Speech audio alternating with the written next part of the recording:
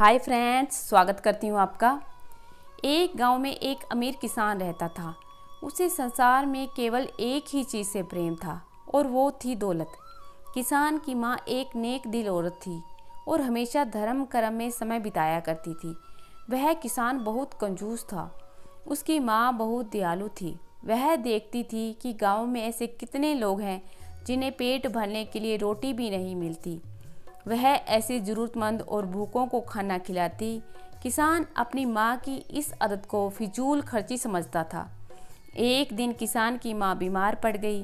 किसान ने हकीम वैद्य बुलवाए, लेकिन किसान की माँ के स्वास्थ्य में कोई सुधार नहीं आया। वह सोचती कि मेरा बेटा बहुत अमीर है पर कंजूस भी। मेरे ना रहने पर वह गरीबों की मदद करना भी छोड़ देगा। तब ज़रूरतमंदों की मदद कौन करेगा।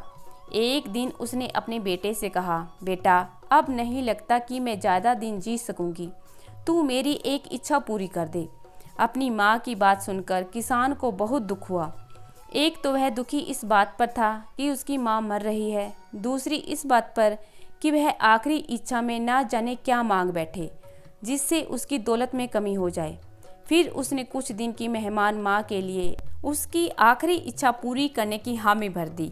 बूढ़ी माँ बोली, हमारे गांव में कितने ही लोग हैं जो अपने और अपने बच्चों का पेट नहीं पाल पाते। मेरी इच्छा है कि तुम एक खेत और उसका अनाज गरीबों के लिए दे दो। उस खेत के अन्न की रोटियां पकवाकर हर भूखे और ज़रूरतमंद लोगों को दी जाए।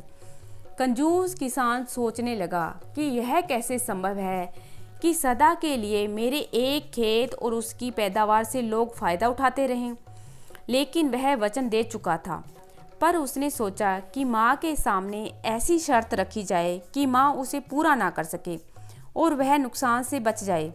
किसान बोला, माँ तुम सलामत रहो, बाकी रही तुम्हारी इच्छा की बात, भला मुझे उसे पूरा करने में क्या आपत्ति हो सकती है।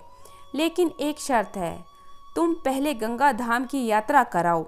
वह जानता था कि उसकी माँ हिलने डुलने और चलने फिरने में समर्थ नहीं है। पहले तो वह घर से बाहर जाएगी नहीं और अगर गई भी तो वह वापस नहीं आ सकेगी। इस प्रकार सारी बात ही खत्म हो जाएगी। किसान की माँ बेटे की चाह समझ गई और हिम्मत कर कर यात्रा के लिए तैयार हो गई। किसान ने एक आदमी को माँ के साथ यात्रा पर भेज दिया। कुछ दिनों बाद वह आदमी गांव आया और बोला, आपकी माँ नहीं रही, जैसा कि किसान की माँ ने उसे कहने के लिए बोला था। वह आदमी किसान से बोला, आपकी माँ मरते मरते बोली है कि मेरे बेटे से कहना कि मैंने अपना वादा पूरा किया, अपनी यात्रा पूरी की है, अब वह भी अपना वादा पूरा करे। किसान अब क्या करता। माँ की आखिरी इच्छा पूरी करते हुए एक खेत गरीबों की रोटियों के लिए सुरक्षित कर दिया गया। उस खेत में गेहूं की फसल बोई गई। फिर उस खेत के गेहूं के आटे की रोटियां सुबह शाम यात्रियों तथा गांव के गरीबों में बंटने लगी, जिससे खेत की ख्याति सारे देश में फैल गई। लोग उसे रोटियों का खेत कहकर पुकारने लगे। एक यात्री ने किसान की माँ को बताया कि आपका बेटा यात्रियों और गांव वालों को रोटी बांटता है, तो यह सुनकर वह बहुत खुश हुई। वह यात्रा से गांव वापस लौट आई तो किसान को अपनी आंखों पर यकीन नहीं हुआ। माँ ने कहा, जैसे तुमने योजना बनाई थी उसी प्रकार मैंने भी योजना बनाई थी। किसान अपने किए पर बहुत लज्जित हुआ। उसने माँ के पांव पकड़कर माफ़ी मांगी और वह खेत रोटियों का खेत कहलाने लगा। तो फ्रेंड्स, कैसी लगी आज की कहानी। आशा करती हूँ कि आज की कहानी आपको अच्छी लगी होगी। कहानी वॉच करने के लिए बहुत बहुत धन्यवाद।